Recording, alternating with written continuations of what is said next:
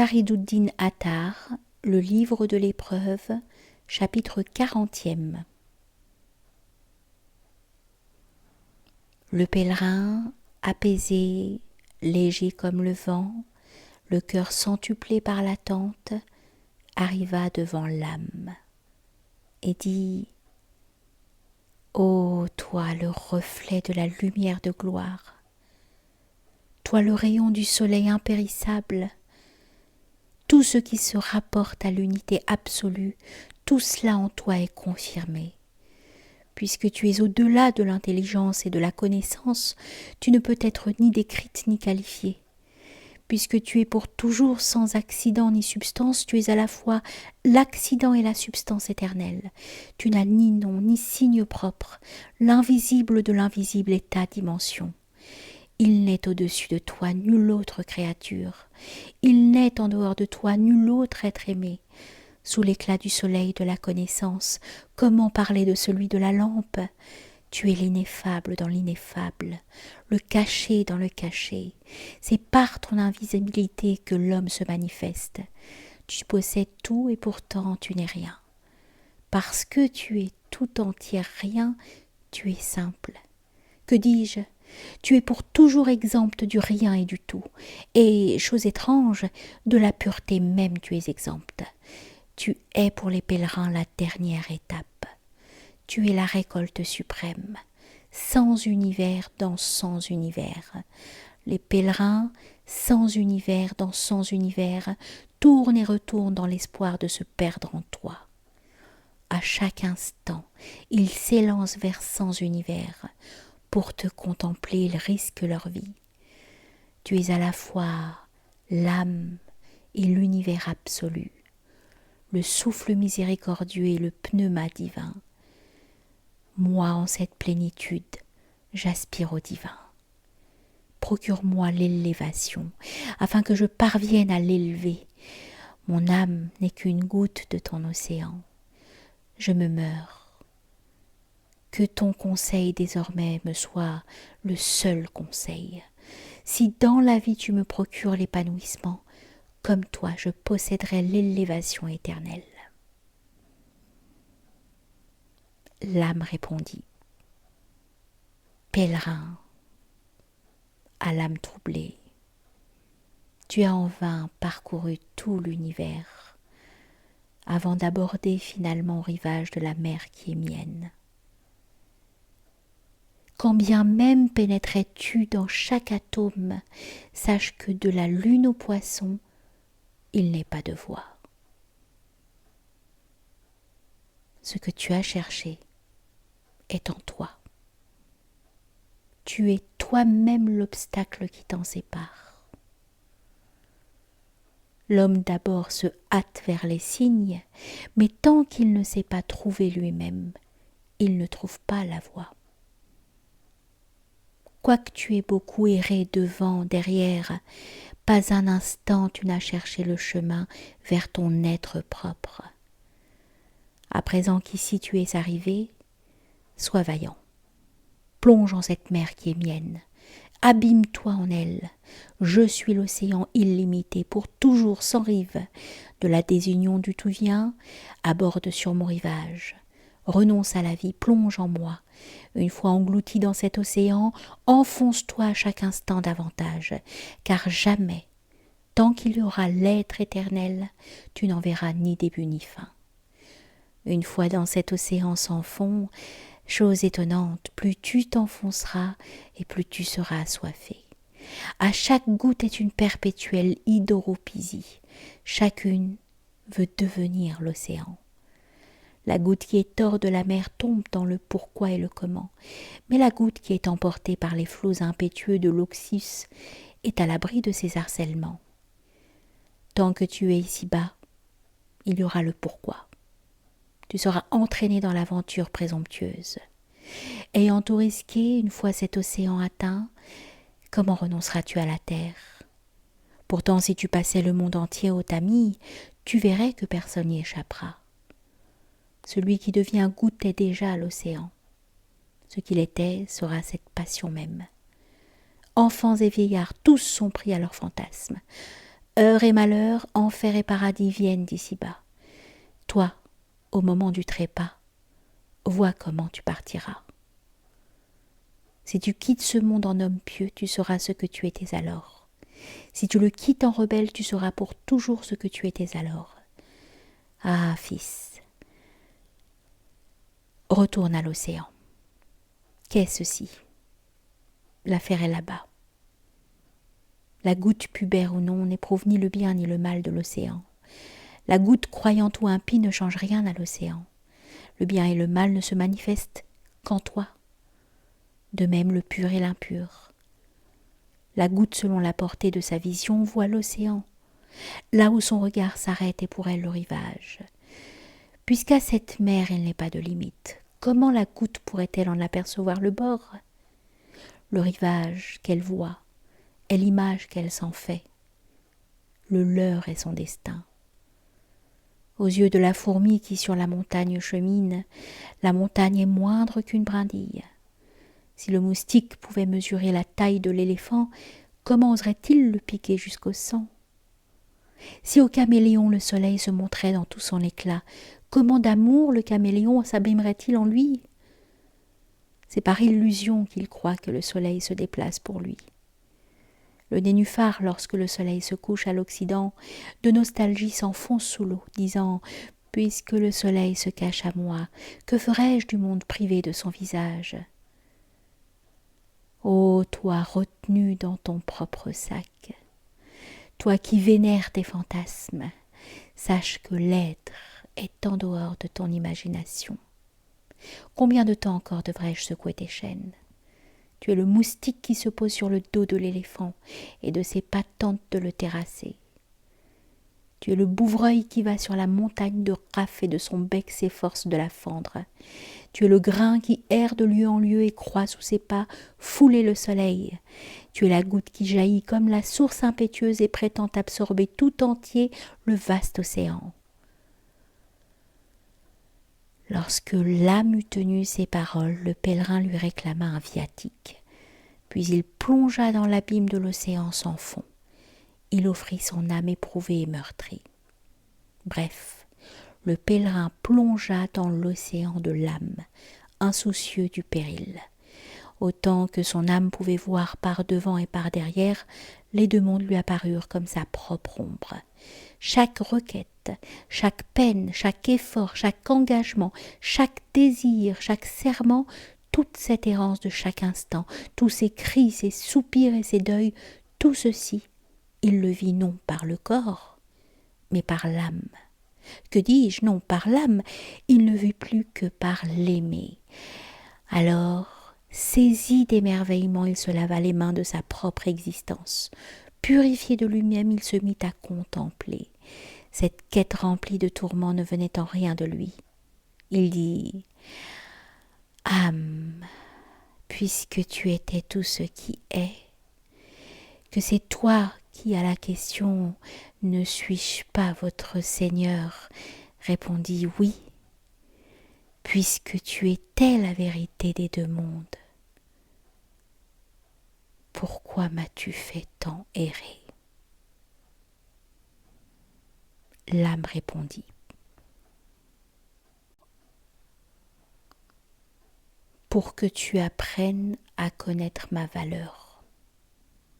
Car celui qui sans peine trouve un trésor, jamais n'en appréciera la valeur. Seul la connaîtra celui qui trouve le trésor au prix de maints tourments.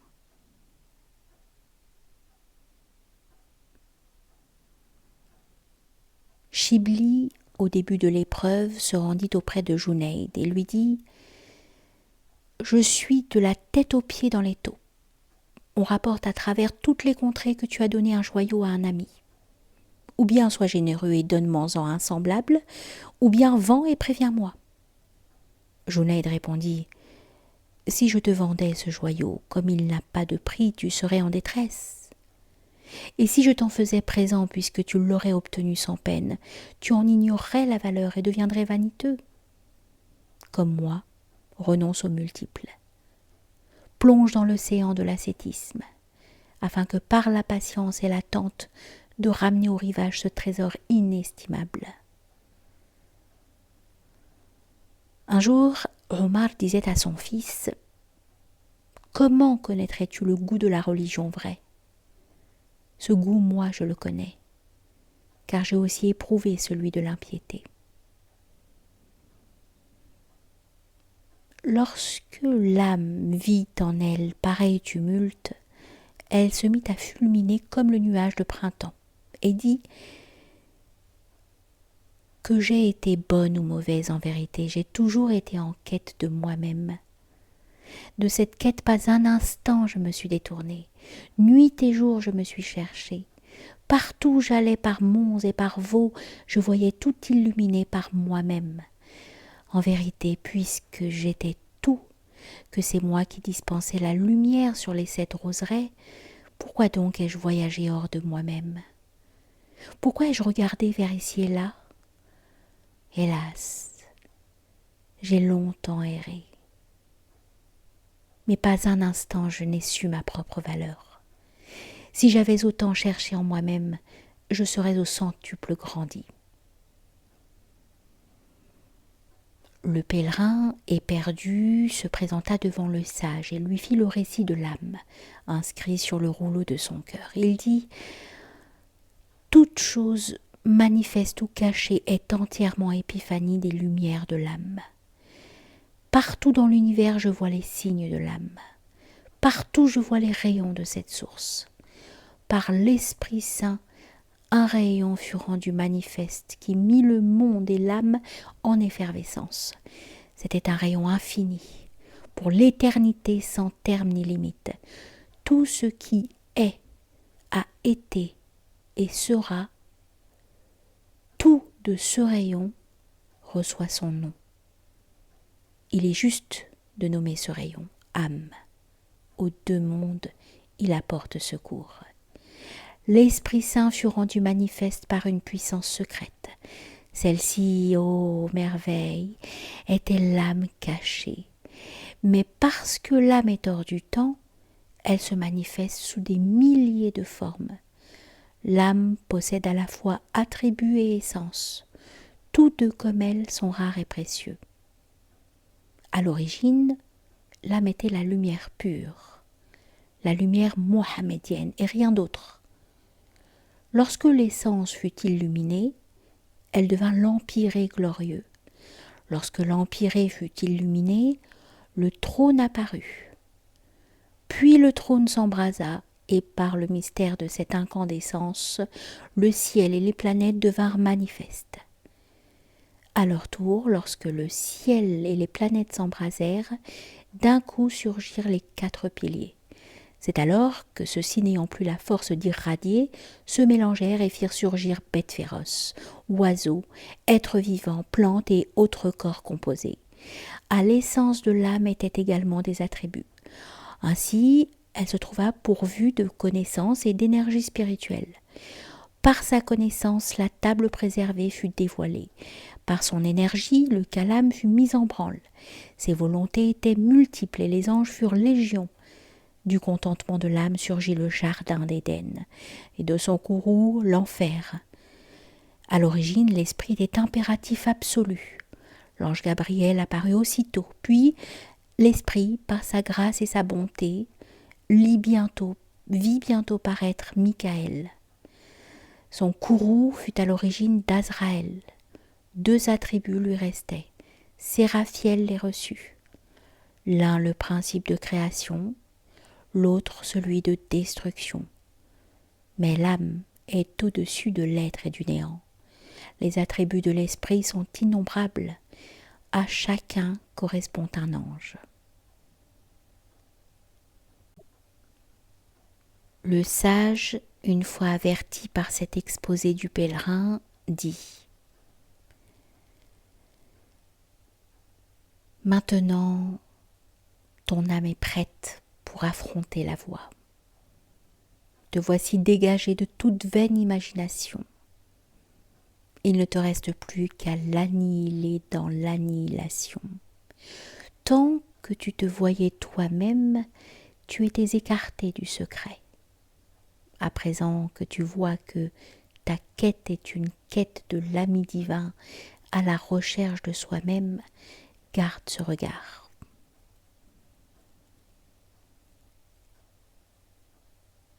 Lorsque le Très-Haut fit surgir l'Empyrée, il leva des anges par légion et leur dit « Soutenez l'Empyrée, car les habitants de la terre ne le pourraient, bien qu'ils soient en nombre 100 000 fois plus que vous. Déployez à l'œuvre votre puissance et votre majesté. » Tous s'élancèrent, empressés et superbes. Ils s'avérèrent impuissants. Dieu doubla leur nombre. L'impuissance même fut le rendez-vous de tous. On aurait dit une fourmi essayant de soulever la sphère. Alors à 8 archanges parvint l'ordre de Dieu. Ô stupeur! Les archanges soulevèrent l'empyrée glorieux. Ils le posèrent sur leurs épaules et s'enorgueillirent de leur force, disant « Chose étonnante, cet empyrée qui fit ployer les ailes de tant d'anges, voici qu'à nous seuls nous l'avons soulevé allègrement. » Comme ils se félicitaient ainsi, Dieu leur dit « De là où vous êtes, regardez ce que vous voyez sous vos pas. » Ils regardèrent et furent saisis d'effroi. Il n'y avait que le vide. Dans l'air, comment avoir pied? Alors Dieu aussitôt leur adressa cette exhortation. Ô vous qui par vaine gloire avez transformé le bien en mal, vous qui soulevant l'empyrée suprême avez cru en être les porteurs, qui soutient votre fardeau? Regardez, vous qui êtes déficients. Les anges regardèrent et tous perdirent leurs illusions. Quiconque s'imagine que l'âme fébrile a pouvoir de dévoiler le mystère divin, d'être porteur de pareil éclat, de recueillir pareil secret, celui-là se leurre et s'illusionne.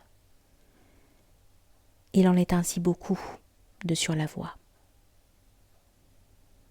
Ce dépôt confié à l'homme porte en lui le mystère divin. L'enveloppe du monde est soutenue par l'âme du monde. S'il n'était ce mystère pur, comment ce trésor serait-il porté par une poignée de terre et d'eau? Ces Raksh qui soulèvent Rostam, nous les avons portés, a été décrété depuis toujours. Personne de soi-même ne détient ce mystère. Une fois arrivé là, et quand il eut vu ce qu'il fallait voir, le pèlerin se trouva la langue coupée. Désormais pour l'éternité, voyage en toi-même. À chaque instant, sois radieux davantage. Mais si tu veux te libérer de toi-même, afin d'être admis derrière le voile de l'unicité, sors de toi-même, deviens proche de l'aimer. Si tu cherches l'union, sois patient. Comment l'aimer serait-il à toi si tu es attaché à ta vie? Place ton intelligence et ton âme sur les 2 plateaux de la balance et pèse-les. Si l'intelligence l'emporte, tu es défectueux. Si l'âme l'emporte, l'aimer sera tien. En rigueur, sois droit comme le fléau. Ne penche ni vers l'âme, ni vers l'intelligence. Sinon, assurément, la prééternité et l'éternité ne feront qu'un pour toi. Alors, l'infidélité et la piété, l'intelligence et l'âme, la terre et la mer, tout sera pour toi d'une seule couleur, tel le soleil. Lorsque tout dans l'un t'apparaîtra d'une seule couleur, de tout tu seras détaché jusqu'à la fin des temps. Et si dans la pauvreté de l'âme il est la moindre faille, ce sera le cas de la pauvreté qui est impiété. Qu'est la pauvreté? Une ombre sur l'éclat du soleil. C'est pourquoi le soleil se contente de n'être qu'un disque. Le soleil et son image s'anéantissent dans l'unique. Ceci et cela, l'un et l'autre, appartiennent au monde. Mais arrivé là, tout ceci n'est que démence. S'il te faut un exemple pour plus de facilité, prends celui de la mer qui devient pluie. Tout ce qui se manifeste de la proximité de l'un en descendant devient multiple. Le Coran est une seule parole. L'étape franchie, le nombre disparaît. 100 000 gouttes font la mer d'Oman. Une fois évaporées, elles deviennent pluie. Tout ce qui est nommé vient à l'existence, et tout cela n'est que la rosée de l'océan de sa bienfaisance. La vérité de la gnose ne te sera donnée que lorsque tu nommes intelligence, ce que tu nommes intelligence sera aboli. Certes, l'intelligence est nécessaire dans la probité, mais c'est l'âme qui porte vers le divin. Comment l'intelligence et l'âme pourraient-elles s'accorder? La foudre ne saurait faire revivre et couvrir le cadavre. La douleur commence dans la réflexion et s'achève dans la stupeur. Il faut qu'il y ait connaissance pour qu'un homme, au sens plénier, sache qu'à la fin, il est ignorant. Celui qui fût d'un atome a le moindre soupçon de sa grandeur s'annihile, devient rien. Pour celui-là, tout acte est un emprunt, toute parole une usurpation.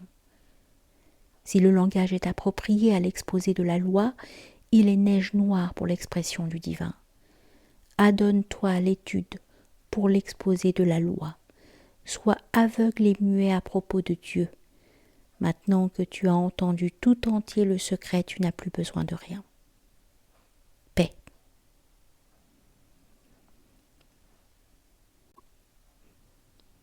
Le pèlerin, ô merveille des signes extérieurs, se dirigea nuit et jour vers l'âme. Malgré tout ce qui était devant et derrière, il vit alors les deux mondes en lui-même. Il les vit comme le reflet de sa propre âme, et cette âme lui parut plus vaste que tous les univers. Quand il eut perçu le secret de son âme, il fut ranimé et devint le serviteur de Dieu. Désormais, tout à sa dévotion, chaque souffle lui procura 100 vies. Pèlerin éperdu, qui de haut en bas avait tant erré, voici qu'il touchait au seuil divin.